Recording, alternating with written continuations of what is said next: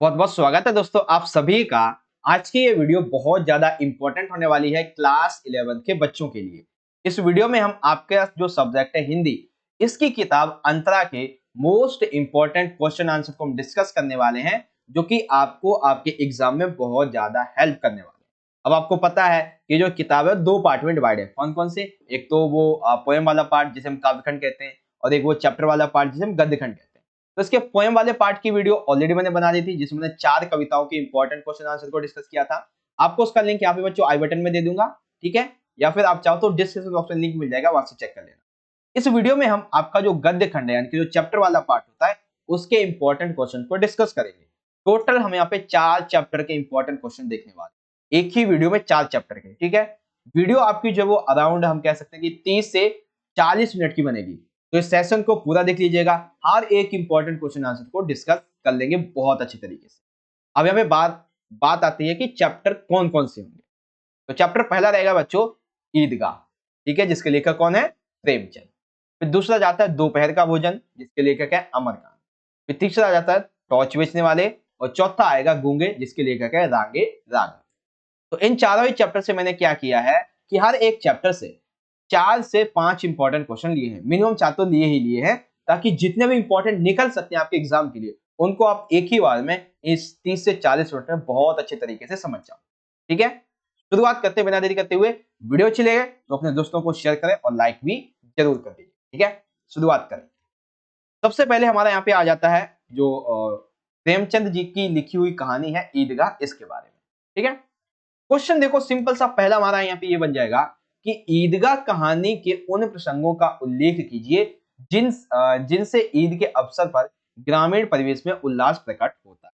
That means हमें ये बताने कहानी में वो कौन कौन से दृश्य होते हैं जब ईदगाह की खुशी को हमें देखने को मिलती है। ठीक है, तो शुरुआत होगी इस तरीके से कि जैसे ही ईद आती है, ठीक है, तो ईद आने से गांव में चारों तरफ उल्लास यानी कि खुशियां और चहल पहल दिखाई देने लगती है। चहल पहल कैसे दिखाई देती है? तो लोग जो है वो ईदगाह जाने की तैयारी कर रहे होते हैं। जैसे कि कोई लोग जो है वो अपने कुत्ते में बटन लगवाने के लिए दूसरे के घर जाते हैं, भाई सुई धागा दे दो, बटन लगानी है। कोई जो है वो अपने जूतों में तेल डलवाने के लिए तेली के पास जाता है। और कई लोग जो है वो जल्दी जल्दी अपना घर का जो काम होता है, जैसे कि भैंसों को चारा सानी पानी लगाना, तो उसको जल्दी से जल्दी खत्म करते हैं, क्योंकि उन्हें जल्दी जल्दी ईद के मेले में जाना होता है। ठीक है, इस संबंध में बच्चों को यहाँ पे बहुत ज्यादा खुशी हो रही हो। वे ईदगाह पर लगने वाले ईद का जो मेला होता है उसको देखने के लिए, वहां पे जाने के लिए बहुत ज्यादा उसको उत्सुक होते हैं, क्योंकि वो ये सोचते हैं कि हम वहां पे जाएंगे, हमारे पास जितने भी पैसे हैं हम उससे मिठाई खरीदेंगे, खिलौने खरीदेंगे, तो खुशी होती है बेसिकली। तो खुशी भी और चहल पहल भी। पहला चहल पहल, दूसरा खुशी का, इस तरीके से इसका आंसर लिख देंगे। बिल्कुल सिंपल तरीके से मैंने आपको समझा दिया है। ठीक है, ये हो गया हमारा बच्चों यहाँ पे पहला क्वेश्चन। दूसरा क्वेश्चन आ जाता है हमारा यहाँ पे, हामिद की चारित्रिक विशेषताओं का वर्णन कीजिए जिन्होंने उसे कहानी का नायक बना दिया। बहुत इंपॉर्टेंट है, देखो कैसे लिखेंगे कि ईदगाह कहानी में हामिद ही एकमात्र ऐसा पात्र होता है जो पाठकों को सबसे अधिक प्रभावित करता है। उसके जिन गुणों ने उसे कहानी में नायक बनाया है उस वो निम्नलिखित है, नीचे अभी मैं बताऊंगा। सिंपल सा बात क्या है कि हामिद जो है वो एक ऐसा पात्र है कहानी में, उसके जो गुण है, चारित्रिक जो उसकी विशेषता है, उससे ही इस कहानी में और ज्यादा प्रभावित बनाया है। कौन कौन से हैं भाई? तो सबसे पहला तो यहाँ पे ये है कि हामिद जो है वो एक तर्कशील बालक है, अर्थात वो अपने तर्क देता है और तर्क के माध्यम से किसी को भी पराजित कर देता है। जैसे कि वो जब चिमटा खरीदता है तो वो अपने दोस्तों को चिमटे के बारे में तर्क देते हुए उनका मुंह बंद कर देता है। ठीक है, दूसरा है कि हामिद एक समझदार बालक है। हामिद समझदार बालक है, क्यों भाई? क्योंकि हामिद ने अपने लिए ना कुछ खाया ना कुछ पिया। वो किसी भी चीज को व्यर्थ के लिए नहीं खरीदता है। जैसे कि मेले में जाता है तो वहां से चिमटा खरीद के लिए आता है। अब इसी को आप दूसरे पॉइंट में लिख सकते हो, जैसे कि हामिद जो है वो अपनी दादी के प्रति उसका व्यवहार बहुत ही अच्छा होता है, संवेदनशील होता है। इसीलिए वो अपने लिए कुछ ना खाने के लिए ना खिलौना खरीद कर, खिलौना भी नहीं खरीदता है, ना खाने के लिए खरीदता है मिठाई वगैरह, वो अपनी दादी के लिए एक चिमटा ले आता है ताकि उसकी उंगलियां खाना बनाते समय ना जले। ठीक है, तो ये हो गया हमारा यहाँ पे दूसरा क्वेश्चन कि हामिद की जो चारित्रिक विशेषताएं हैं वो कौन कौन सी। सिंपल सा। ठीक है बच्चों, अगला क्वेश्चन देखते हैं। अगला ये है कि हामिद ने चिमटे की उपयोगिता को सिद्ध करने के लिए क्या क्या तर्क दिए थे। तो आइए समझते हैं कि हामिद जब चिमटा खरीदता है उसके दोस्त बोलते हैं अरे ये क्या ले आया तो लोहा एक तरीके का क्या है ये। तो हामिद जो वो कई तरह के तर्क देता है अपने दोस्तों को और उनका मुंह बंद कर देता है। कौन कौन से तर्क देता है भाई? तो देखो सबसे पहला हामिद कहता है कि चिमटा, मैं यहाँ पे लिखता हूँ पहला पॉइंट, हामिद कहता है कि चिमटा एक बड़े काम की चीज है। चिमटा उस गर्म तवे से रोटियां उतार लेता है, चूल्हे में उसे सेंक भी लेता है और एक दूसरे को उससे आग भी पकड़ाई जा सकती है। तुम्हारे खिलौने ऐसा काम नहीं कर सकते हैं। दूसरा, खिलौने जो तुम ये लेके जा रहे हो ना, ये थोड़ी देर में टूट जाएंगे, फूट जाएंगे, लेकिन चिमटा ना टूटेगा ना फूटेगा, ये कई सालों तक चलने वाली चीज है। ठीक है, आगे, चिमटे को देखकर हामिद कहता है कि चिमटे को देखकर मेरी अम्मा, मेरी दादी जो है खुश हो जाएगी और वो मुझे दुआएं देगी, लेकिन तुम्हारे खिलौने देखकर किसी को कोई फर्क नहीं पड़ेगा, उल्टा लोग तुम्हें डांटेंगे भी। चौथा, हामिद कहता है कि चिमटा जो है वो एक खिलौना है, इसे अगर मैं कंधे पे रख लूं तो एक बंदूक बन जाती है, अगर इसे मैं हाथ में पकड़ लूं और बजाने लगूं तो ये फकीरों का चिमटा बन जाता है। इससे मंजीरे का काम भी किया जा सकता है। इस चिमटे को कई तरीके से काम में लाया जा सकता है। ठीक है, चिमटे का कोई भी बाल बांका नहीं कर सकता है, बल्कि चिमटा तुम सबके जितने खिलौने हैं ना, सबको तोड़ देगा। ठीक है, तो इसी आधार पे हामिद की ये जो उपयोगिता सिद्ध करते हुए जो तर्क दिए गए हैं चिमटे के बारे में, इसी आधार पे एक क्वेश्चन और बन जाएगा कि खिलौनों चिमटा जो है उसे खिलौने के रूप में रुस्तम हिंद क्यों बताया गया है? रुस्तम हिंद अर्थात खिलौने के बादशाह के रूप में। तो देखो क्वेश्चन तीन तरीके से बन जाएगा आपका। कौन कौन सा? कि हामिद ने चिमटे की उपयोगिता सिद्ध करने के लिए क्या तर्क दिए, तो भी आपको ये सेम आंसर लिखना है। अगर क्वेश्चन ये पूछा जाता है कि रुस्तम हिंद को सिद्ध कीजिए, इसका मतलब क्या है, तो भी आपको ये लिखना है। अगर ये पूछा जाता है कि चिमटा खिलौने का बादशाह है, तो ये भी आपको same as it is answer लिख देना है। ठीक है बच्चों, आई होप आप समझ गए होंगे। अगला क्वेश्चन देखते हैं इसी चैप्टर का। अब यहाँ पे ये बताना है कि ईदगाह जो कहानी है इसका शीर्षक ईदगाह दिया हुआ है, तो पहले आपको ये बताना है कि ये सही है, सिद्ध करना है आपको कैसे, और फिर क्या इसका कोई और भी शीर्षक हो सकता है ये बताना है। आइए लिखते हैं आंसर। तो ईदगाह कहानी का शीर्षक ईदगाह एकदम सही है। इस कहानी की जो प्रमुख घटनाएं हैं वो बेसिकली ईदगाह स्थल के इर्द गिर्द ही घूम रही होती। ठीक है, ईदगाह कहानी का केंद्र, एक सेकेंड, कहानी का केंद्र स्थल है। ईदगाह जो है वो कहानी का एक केंद्र स्थल के रूप में यहाँ पे बताया गया है। जैसे कि कहानी के प्रारंभ में वहीं जाने की तैयारियां होती हैं, वहीं जाने की तैयारी को दर्शाया जाता है। ईदगाह पर वहाँ पे नमाज पढ़ी जाती है। नमाज जो है वो एकता और भाईचारे का प्रतीक यहाँ पे दिखाया जाता है। वहाँ पे मेला लगता है और ईद के अवसर पर वहाँ पे चहल पहल होती है, लोग आते गतिविधियां करते हैं, बाजार लगाते हैं। नारियां, महिलाएं, पुरुष, बुजुर्ग, बच्चे सभी उल्लास से, हंसी से वहाँ पे घूमने के लिए जाते हैं। ठीक है, सिंपल सी बात क्या है कि हाँ, कथन जो है मतलब ये जो सार्थकता है ईदगाह कहानी की, ये सही है, बिल्कुल सही है, कोई डाउट नहीं है। ठीक है, अब ये आ जाता है कि इसका कोई और अन्य शीर्षक हो सकता है। तो अन्य शीर्षक में आप ये कह सकते हो कि हामिद का चिमटा, ठीक है, ईद का उपहार, या फिर अमीना का दादी के सॉरी हामिद का दादी के प्रति प्रेम भाव, ये भी आ सकता है, और भी कई आप बता सकते हैं। ठीक है, तो मेरे हिसाब से ये दो बन सकते थे। ठीक है, तो यहाँ पे ये हो गया हमारा बच्चों क्वेश्चन नंबर 4। एक बार मैं आपको रिवीजन करवा देता हूँ। देखते हैं एक बार रिवीजन के लिए कहाँ पे गया है, ये रहा। क्वेश्चन नंबर पहला हमारा था ये वाला। ठीक है, क्वेश्चन नंबर सेकंड हमारा ये दिया हुआ था, आप चाहो तो पढ़ लेना वीडियो को पॉज करके, मैंने आपको समझा। फिर बात करते हैं क्वेश्चन नंबर थर्ड की, तो इस तरीके से दिया हुआ था। फिर यहाँ पे हमारा क्वेश्चन नंबर आ जाता है 4, वो इस तरीके से दिया हुआ था। ठीक है बच्चों, तो इस तरह से हमारा चैप्टर नंबर 1 ईदगाह वाला तो हो जाता है कंप्लीट। आई होप आपको समझ में आ गया होगा। कोई भी कोई क्वेश्चन डाउट हो आपका, तो आप हमें जो है वो इंस्टाग्राम पे मैसेज कर सकते हो, ये हमारी इंस्टाग्राम की आईडी है। और आप टेलीग्राम ग्रुप को बच्चों जरूर ज्वाइन करो, क्योंकि यहाँ पे आपको इंपॉर्टेंट अपडेट्स और भी बहुत सारी चीजें यहाँ पे मिलती रहती है। ठीक है, वीडियो अच्छी लगी तो लाइक शेयर जरूर कीजिएगा, सब्सक्राइब भी कर लेना। आगे चलते हैं, अगला चैप्टर आ जाता है बच्चों, एक सेकेंड का मुझे लेना पड़ेगा, हाँ पेन। अगला चैप्टर है दोपहर का भोजन, चैप्टर नंबर 2, जिसके लेखक है अमरकांत जी। अब इस चैप्टर से संबंधित भी 4 से 5 इंपॉर्टेंट क्वेश्चन है, चलिए देख लेते हैं। चलिए पहले क्वेश्चन की बात करते हैं। पहला क्वेश्चन है बच्चों, दोपहर का भोजन कहानी के सबसे जीवंत पात्र के चरित्र की दृढ़ता का उदाहरण सहित वर्णन कीजिए। यानी कि आपको सिंपल सा बताना है कि सबसे जीवंत जो पात्र है, क्योंकि कौन है, सिद्धेश्वरी, तो इसके बारे में आपको यहाँ पे दर्शाना है, मतलब आंसर लिखना है सिंपल सा। कैसे लिखेंगे आंसर? कहानी का सबसे जीवंत पात्र है गृहिणी सिद्धेश्वरी, यानी कि घर में रहने वाली महिला सिद्धेश्वरी। सिद्धेश्वरी घर की जो निर्धनता है इससे बहुत ही अच्छी तरीके से परिचित होती है। लेकिन फिर भी वो इस गरीबी में अपना धैर्य नहीं खोती है और इस अभाव में, जहाँ पे खाने पीने का अभाव होता है, गरीबी होती है, वो कोशिश करती है कि घर में शांति बनी रहे। इसीलिए इसे जीवंत पात्र कहा गया है। घर के सभी सदस्यों की जो आवश्यकता है उसका ध्यान रखती है। सिद्धेश्वरी का जो जीवन है, एक तरीके से हम ये कह सकते हैं कि पूरी की पूरी तरह परिवार में शांति बनाए रखने के लिए समर्पित हो चुका है। ठीक है, वह परिवार के सदस्यों से उनकी मनचाही बातें करके उनसे खुश रहने के लिए झूठ भी बोल देती है। ठीक है, उनसे खुश रहने के लिए झूठ भी बोल देती है ताकि कोई दुखी ना रहे। ठीक है, उसके बाद वह अपनी भूख की परवाह ना करते हुए घर के जितने भी सदस्य हैं उन सभी को पहले भोजन करवाती है, और अगर बचा कुचा कुछ रह जाता है तो उसे बाद में। यानी कि सिंपल सा क्या बताया गया यहाँ पे कि जो सिद्धेश्वरी महिला है वो पूरी तरीके से अपने घर में, जैसे गरीबी फैली हुई है, खाना कम है, और जो लोग हैं वो भी बेरोजगार हैं, गरीबी फैली हुई है, तो ऐसे में वो सभी से बेशक से झूठ बोले, बेशक से खुद भूखी रह जाए, बेशक से उनके सामने खुश होने का दावा करे, लेकिन वो क्या करती है, इसके माध्यम से परिवार को एकता बनाए रखने के लिए शांति बनाए रखती है। सिंपल सा ऐसे आंसर लिख देंगे इसका। ठीक है, तो जीवन पात्र सिद्धेश्वरी, और इसका आंसर इस तरीके। पहला क्वेश्चन। दूसरा क्वेश्चन देख लेते हैं बच्चों।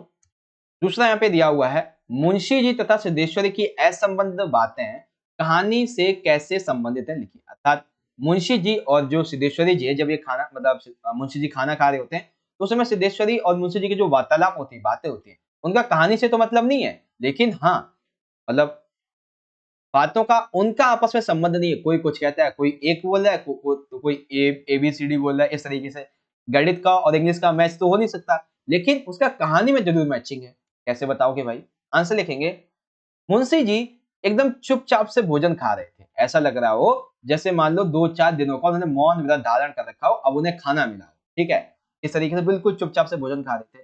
तभी सिद्धेश्वरी मुंशी जी से कहती है कि मालूम होता है कि अब बारिश नहीं होगी। यानी कि सिद्धेश्वरी कहती है मुंशी जी से, ऐसा लगता है कि अब बारिश नहीं होगी, लेकिन मुंशी जी इसके बारे में कोई प्रतिक्रिया नहीं देते। लेकिन इसका कहानी से संबंध है। क्यों भाई? क्योंकि देखो, यदि कहानी में वर्षा नहीं होगी तो सिंपल सी बात है भाई कि अगले साल फिर से अन्न की कमी हो जाएगी और उन्हें फिर से इस साल की तरह और भी गरीबी और भी भोजन के अभाव में जीना पड़ेगा।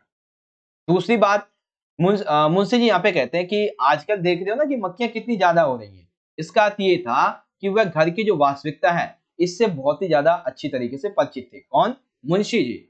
तो भूख और गरीबी ने परिवार को निराशा के दलदल में धकेल दिया। इस प्रकार उनकी बातें जो है वो कहानी के संबंध में है। सिंपल सा, एक तो बारिश और एक मधुमक्खियां, इसके बारे में। ठीक है, तो ऐसे लिख देंगे आप इसका आंसर। तो ये हो जाता है हमारा यहाँ पे क्वेश्चन नंबर सेकेंड। ठीक, थर्ड क्वेश्चन की बात करते हैं। थर्ड क्वेश्चन है कि आपके अनुसार सिद्धेश्वरी के झूठ 100 सत्यों से भारी हैं, कैसे? अर्थात सिद्धेश्वरी जो झूठ बोलती है वो 100 झूठ जो है वो सत्यों से भारी है। इसका मतलब क्या है कि वो जो झूठ बोलती है वो सत्य से भारी है। मतलब क्या है? देखो, सिद्धेश्वरी का परिवार आप सभी को पता है कि एक भयंकर गरीबी से ग्रस्त है। वह झूठ बोलती थी ताकि परिवार बिखरे नहीं, ताकि परिवार के सदस्य एक दूसरे का सम्मान करते रहें, एक दूसरे के बीच में आपस में साथ बने रहे, एकता बनी रहे, एक दूसरे में प्रेम भाव बना रहे। ठीक है, उसका ये जो झूठ होता है वो उसको परिवार से टूटने से बचाता है। अब जैसे झूठ क्या क्या बोलती है, तो वो अपने बड़े बेटे से कहती है कि मोहन कहीं बाहर घूमने गया है। ठीक है, अर्थात यदि वो अपने बड़े बेटे से ये कह दे कि उनका छोटा भाई मोहन जो है वो कहीं बाहर घूमने गया है, तो ये पक्का है कि वो जो बड़ा बेटा होगा वो छोटे बेटे मोहन को पक्का पीट देगा, लड़ाई झगड़ा हो जाएगा। ठीक है, तो वो क्या करती है, उसे झूठ बोल देती है कि मोहन जो है वो अपने दोस्त के यहाँ पे पढ़ने के लिए गया। ठीक है, वहीं उनका जो बड़ा बेटा होता है रामचंद्र, तो रामचंद्र छोटी मोटी नौकरी करके किसी तरीके से परिवार परिवार का गुजारा कर रहा होता है। ठीक है, अगर वो इससे बता देगी कि जो तुम्हारा छोटा भाई है मोहन वो गया है घूमने के लिए, तो उसे आएगा झगड़ा वगड़ा कर देगा। सिंपल सा है, तो इसलिए वो झूठ बोल देते वो पढ़ने के लिए गया है। फिर यहाँ पे अपने पति से वो अपने बेटों की झूठी मोटी तारीफ करती रहती है कि आजकल हमारे बेटे कुछ अच्छा ही काम कर रहे हैं, आर्थिक स्थिति में हमारी बहुत ज्यादा सहायता कर रहे हैं, लेकिन पिता को तो पता होता है कि सब के सब निठल्ले एक तरीके से। ठीक है, तो सिंपल सी बात है कि वो झूठ जो कल्याण के काम के लिए बोला गया वो 100 सत्यों से भी भारी होता है। सिंपल सा। ठीक है, तो ये हो जाएगा हमारा यहाँ पे क्वेश्चन नंबर 3। इस तरीके से आप इसका आंसर लिख देंगे। अगला क्वेश्चन देखें। अगला क्वेश्चन है यहाँ पे, उसने पहला ग्रास मुंह में रखा, यानी कि उसने पहला कौर, जो हम रोटी को तोड़ के छोटा सा पीस लेते हैं उसको मुंह पे रखते हैं, जैसे उसने मुंह पे रखा तब मालूम ना था कहां से उसकी आंखों से आंसू टप टप चूने लगे। यानी कि पहली बार जैसे उसने अपना एक पहला कौर मुंह पे रखा, वैसे ही उसके आंसू जो है उसकी आंखों से आंसू टपकने लगे, न जाने कहां से। आंसर कैसे लिखेंगे? सिद्धेश्वरी एक भारतीय गृहिणी होती है, यानी कि एक महिला है जो कि गृहिणी है। वह घर की सभी समस्याओं को अपने ऊपर ले लेती है तथा परिवार के अन्य सदस्यों के बीच में किसी भी प्रकार का कटु, यानी कि किसी भी प्रकार का लड़ाई झगड़ा वाद विवाद नहीं होने देती है। वो अपने ऊपर ले लेती है और सबको सुलझा भी देती है। वह घर की जो आर्थिक दशा है इससे बहुत तरीके से परिचित है, जो कि बहुत ज्यादा खराब है। घर में खाने के संसाधन बहुत ही कम है, तो फिर भी वह परिवार का पेट भरने की कोशिश करती है।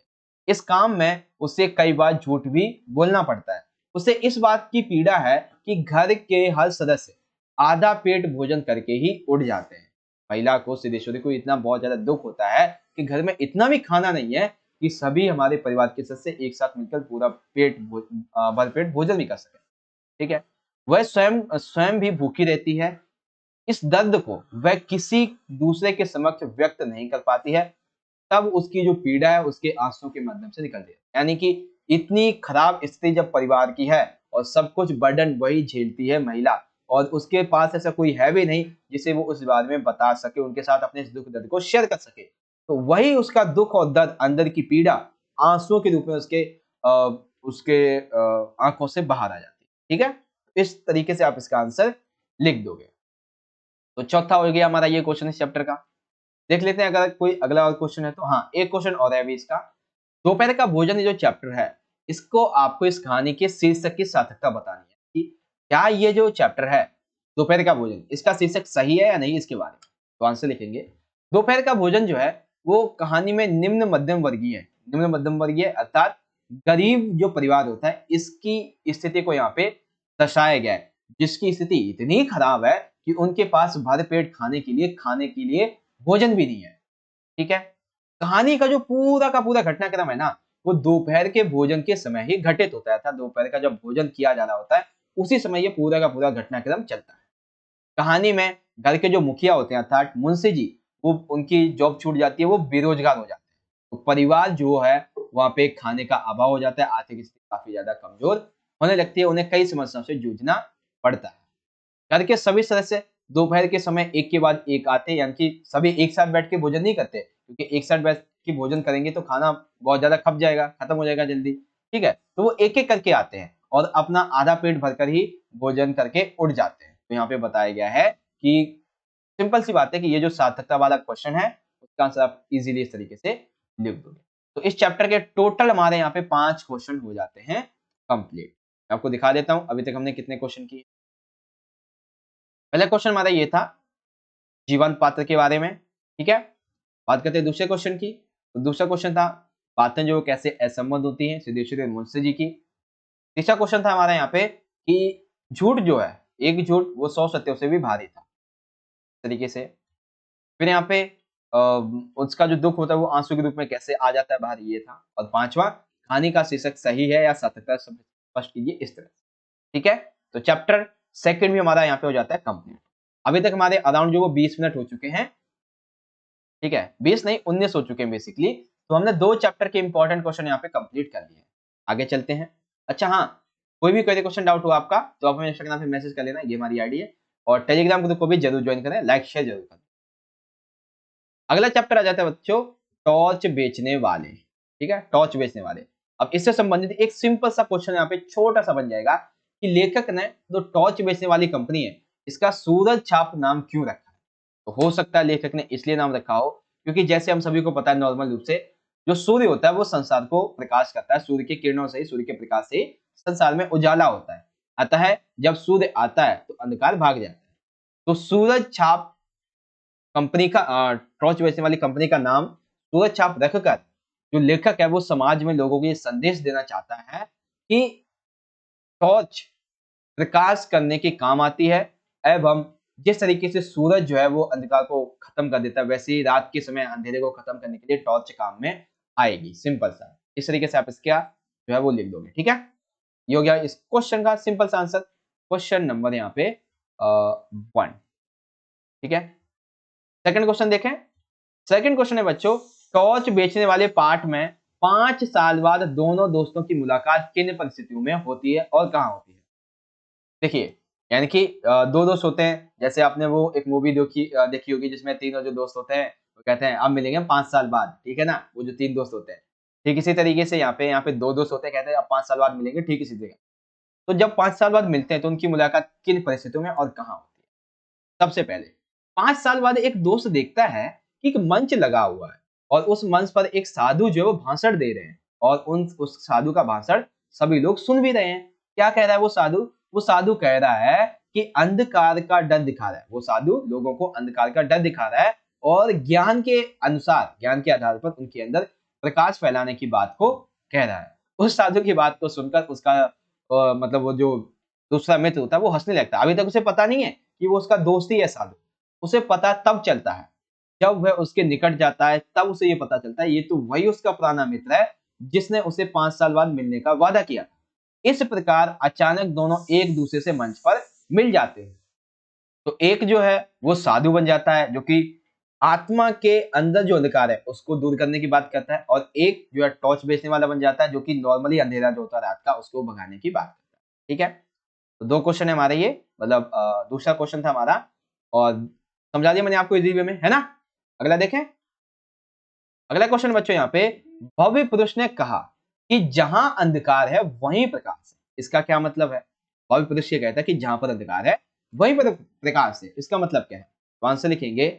इसका मतलब ये है कि अंधेरे को खत्म करने के लिए हमें प्रकाश की आवश्यकता होती है, अर्थात अंधेरा और प्रकाश, लाइट एंड डार्कनेस दोनों ही एक दूसरे से जुड़े हुई है। ये एक ही सिक्के के 2 पहलू हैं। ठीक है, जब अंधेरा होता है तब प्रकाश गायब हो जाता है और जब प्रकाश आता है तो अंधेरा गायब हो जाता है। दोनों ही जुड़े हुए हैं एक दूसरे के पहले। भव्य पुरुष कहता है, मतलब भव्य पुरुष जो है वो आत्मा के अंदर जो अंधकार है उसकी बात करता है और कहता है कि आत्मा के अंदर जो अंधकार फैला हुआ है उसे हम आत्मा के अंदर के जो हमारा ज्ञान की किरण है, ज्ञान यानी कि सूरज के रूप की जो ज्ञान सूरज रूपी किरणों के माध्यम से हम उस अंधकार को दूर कर सकते हैं। ठीक है, इस तरीके से आप इसके आंसर को लिख दोगे। तो ये हो गया हमारा यहाँ पे क्वेश्चन नंबर 3। ठीक है बच्चों, अगला क्वेश्चन देखें। अगला क्वेश्चन है, भीतर की टॉर्च बेचने वाले यानी कि जो एक दूसरा व्यक्ति होता है, साधु होता है जो भाषण दे रहा होता है, एक वो वाला व्यक्ति और एक सूरज छाप टॉर्च बेचने वाला जो बंदा होता है, इन दोनों के ही धंधे में, इन दोनों के ही काम में क्या फर्क होता है? तो फर्क पहले देखो तो पाठ में 2 प्रकार के अंधेरों का जिक्र किया गया है। एक है बाहरी अंधेरा, बाहरी अंधेरे का संबंध है सूरज छाप टॉर्च बेचने वाले से, और एक है भीतरी अंधेरा, इसका संबंध है अंधेरे आत्मा के अंधेरे अंधेरे की टॉर्च बेचने वाले। आंसर कैसे लिखेंगे? कुछ लोग जो है वो साधु संत का रूप धारण करके हृदय के अंधकार को मिटाने का उपाय बताते हैं, जैसे कि एक दोस्त कर रहा था। यही उपाय है कि भीतर के अंधेरे की, मतलब यही उपाय भीतर के अंधेरे की टॉर्च है। और इसी प्रकार लोगों की भावनाओं का शोषण किया जाता है। केवल और केवल धन प्राप्ति ही ऐसे कार्यों का मुख्य उद्देश्य होता है। ठीक है, तो पहला क्या है? पहला आत्मा के अंदर, इसको बताया गया है कि आत्मा के अंदर जो अंधेरा फैला हुआ है उसे ज्ञान रूपी प्रकाश से दूर किया जा सकता है। तो वहां पे क्या कहते हैं कि तुम भी साधु बन जाओ और इस संग में शामिल हो जाओ, आप जो है अंधेरे को मिटा लोगे और इससे वो मेन उद्देश्य क्या होता है लोगों का? पैसा है। दूसरा है सूरज छाप कंपनी टॉर्च बेचने वाला बंदा, ये क्या करता है? ये बाहरी जो अंधेरा है, रात के टाइम का अंधेरा जो है उसका आडंबर दिखाता है, लोगों को डरा देता है, लोगों को भयभीत कर देता है, कई कई तरीके की दुर्घटनाएं और आशंकाओं को बताता है, तो लोग उसकी टॉर्च को खरीदने लगते हैं। तो सिंपल सी नाम बात है कि दोनों ही टॉर्च के नाम पे लोगों से पैसा एकत्र करना चाहते हैं, सिंपल सा। ठीक है, तो यहाँ पे ये कौन सा क्वेश्चन था हमारा? Question number 4। ये हमारा यहाँ पे हो जाता है क्वेश्चन नंबर 4। अगला देखते हैं, क्वेश्चन नंबर 5 है बच्चों, आशय स्पष्ट करना है आपको। 3-4 लाइनें हैं, इसके बारे में आपको समझाना है। तो कौन कौन सी लाइनें एक एक करके देखेंगे। सबसे पहले लाइन है बच्चों यहाँ पे कि आजकल सब जगह अंधेरा छाया हुआ है, रातें बेहद काली हैं, अपना ही हाथ नहीं सोचता। इसका मतलब क्या है भाई? इसका मतलब ये है कि टॉर्च बेचने वाला सूरज छाप जो कंपनी होती है, इसकी टॉर्च बेचने वाला जो व्यक्ति है, वो लोगों को अंधेरे का भय दिखाता है। अंधेरे का भय दिखाते हुए कहता है, अंधकार में अपराध होते हैं, अंधेरे के टाइम पे ही ज्यादातर अपराध होते हैं, व्यक्ति को कुछ भी नहीं सोचता है। अंधेरे का डर दिखाकर वह टॉर्च बेचकर लाभ कमाना चाहता है। इस रणनीति को इसके माध्यम से दिखाया गया है। सिंपल सा आंसर ऐसे लिख देंगे। दूसरा यहाँ पे जो आंसर स्पष्ट करना है वो है इसका, कि प्रकाश बाहर नहीं है, इसे अंतर में खोजो, अंतर में बुझी उस ज्योति को जगाओ। अर्थात ये कौन है? साधु की बात आ गई। कैसे बताएंगे इसका आंसर? शरीर एक बाती है और मन एक ज्योति है। मनुष्य के भीतर आत्म प्रकाश नहीं रहा, उसकी ज्योति बुझ गई है। अर्थात जो साधु होता है वो कहता है कि हमारा शरीर ही बाती है और हमारा मन ज्योति है, लेकिन अब हमारे शरीर में हमारा शरीर और हमारे मन की ज्योति बुझ चुकी है। ज्ञान रूपी प्रकाश के माध्यम से ही उस अज्ञान रूपी हम यदि ज्ञान प्राप्त करेंगे, आत्मा के ज्ञान, तभी हम अपने अंदर का जो डर है, जो भय है, जो अंधेरा है, उसे खत्म कर सकते हैं। अंधकार को मिटाने के लिए हृदय में समाया हुआ जो प्रकाश है उसको हमें जागृत करना होगा। अर्थात लोगों को संत बनाकर उन्हें उनसे पैसा ऐंठने की बात कही गई है। ठीक है, तो पहला जो है वो सुरक्षा कंपनी का है और दूसरा जो है वो बात कही जाती है यहाँ पे साधु वाले की। एक आखिरी यहाँ पे आशय स्पष्ट करने के लिए आ जाएगा, धंधा वही करूंगा, यानी टॉर्च बेचूंगा, बस कंपनी बदल लो। इसका मतलब क्या है? अर्थात धंधा तो वही करूंगा टॉर्च बेचने का, बस कंपनी बदलूंगा। इसका मतलब क्या है? इसका मतलब ये है कि टॉर्च बेचने वाला कहता है कि मैं धंधा तो टॉर्च बेचने का ही करूंगा, अर्थात लोगों को ठग कर पैसा ही कमाऊंगा, लेकिन जैसे धर्म का धंधा टॉर्च बेचने वाले के समान ही है। दोनों की कंपनी अलग अलग है। एक तो जो है धर्म के आधार पे क्या करता है, यानी कि वो साधु टाइप में अपना लेता है तो लोगों को ठगता है। एक टॉर्च की जो सूर्य साहब कंपनी है उस टॉर्च के आधार पे ठगता है। धर्म के ठेकेदार आस्था को बेचते हैं, इससे कमाई और सम्मान ज्यादा है। अर्थात धर्म के आधार पे जो अंदर के अंधेरे की बात की जाती है, इसमें कमाई भी बहुत है और इसमें जो सम्मान है वो भी लोगों को मिलता है। ठीक है, तो इस तरीके से टॉर्च बेचने वाले की जो हमारे टोटल 5 क्वेश्चन थे ये मैंने आपको समझा। देख लेते हैं एक बार कौन कौन से क्वेश्चन थे बच्चों। पहला क्वेश्चन हमारा ये था कि सूरज चाप कंपनी टॉर्च मतलब सूरज जो टॉर्च बेचने वाला है, इसे कंपनी का नाम सूरज चाप क्यों रखा। दूसरा था कि 5 साल बाद जब दोनों दोस्त मिलते हैं तो किस स्थिति में और कहाँ पे मिलते हैं। तीसरा था कि भव्य पुरुष ने कहा कि जहां अंधकार है वहीं प्रकाश है। इसका क्या मतलब है, इजीली समझ सकते हैं। और फिर अगला था कि भीतर की टॉर्च बेचने वाला और अंधेरी की टॉर्च बेचने वाला, इसका क्या यहाँ पे मतलब था, मतलब कि सूरज चाप कंपनी टॉर्च बेचने वाला। सिंपल सा। यहाँ पे आखिरी आ जाता है कि आशय स्पष्ट करना था। ये 3 आपके आशय स्पष्ट करने थे, 2 ये हो गए और एक आखिरी ये हो गया।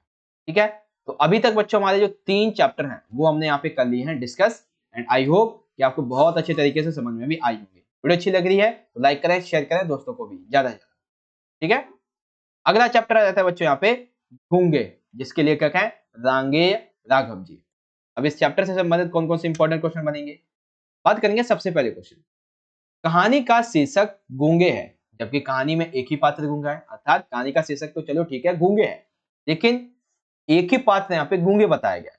तो इसके माध्यम से लेखक ने समाज की किस प्रकृति की ओर संकेत किया है। तो देखो यहाँ पे क्वेश्चन जो है वो इसमें से 2 निकलते हैं। एक तो कहानी के शीर्षक गूंगे को आपको बताना है कि सही है या नहीं है, और दूसरा एक गूंगे व्यक्ति के प्रति समाज की प्रवृत्ति कैसी है इसके आगे मतलब कि क्वेश्चन ऐसे भी बन जाएगा कि मनुष्य की करुणा की भावना उसके भीतर गूंगेपन की प्रति छाया है, इसका आशय स्पष्ट करो। तो ये जो आपका दूसरा वाला क्वेश्चन है ना, इसका आंसर मैं आपको नेक्स्ट स्लाइड में नेक्स्ट पेज पे समझाऊंगा। इस पेज पे जो आंसर समझा रहा हूं वो है इस कहानी के शीर्षक का। ठीक है, कैसे लिखेंगे। गूंगे कहानी में एक ही गूंगा किशोर, इसके माध्यम से लेखक ने शोषित पीड़ित मानव की अव्यवस्था का यहाँ पे चित्रण किया है। अर्थात एक ऐसा व्यक्ति जो शोषित है, जो पीड़ित है, उसकी व्यवस्था एवं ऐसे विकलांगों के प्रति पर्याप्त संवेदनहीनता को रेखांकित किया है। अर्थात ऐसे लोग जो विकलांग हैं उनके प्रति लोग जो है वो किसी प्रकार की संवेदना नहीं रखते हैं, उसको यहाँ पे बताया गया है।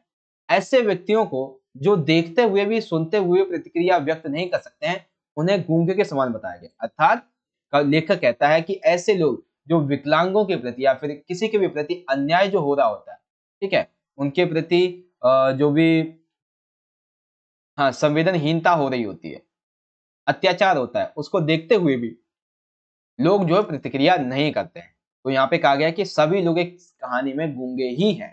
ठीक है, हालांकि एक ही पात्र है लेकिन सभी गूंगे हैं। तो ये हो गया किसका, कहानी का शीर्षक। अब जो आंसर मैं आपको बताऊंगा वो है इस क्वेश्चन का। आइए कैसे लिखेंगे, आंसर इस तरीके से लिख देंगे कि लेखक के अनुसार आज का समय अन्याय के प्रति गूंगा या फिर उपेक्षित रहता है, कि समाज में कोई भी अन्याय होता रहे, किसी को कोई मतलब नहीं है।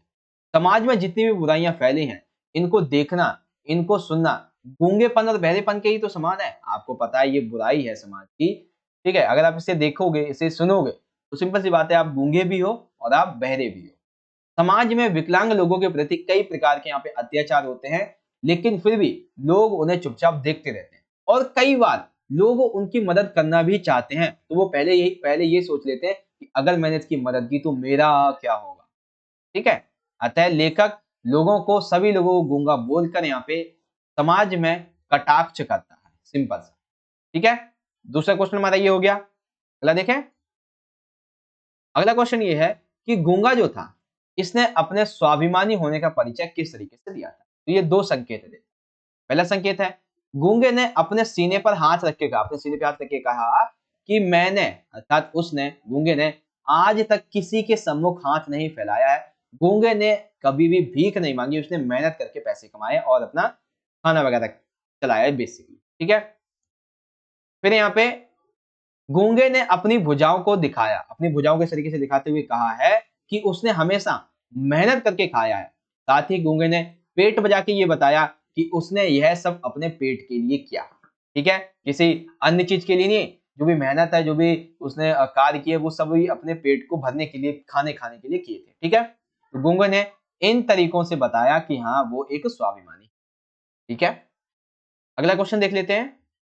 अगला क्वेश्चन है बच्चों, गूंगे के अंदर, उस गूंगे व्यक्ति के अंदर ममता भी है, उसके अंदर अनुभूति भी है, उसके अंदर मनुष्यता भी है।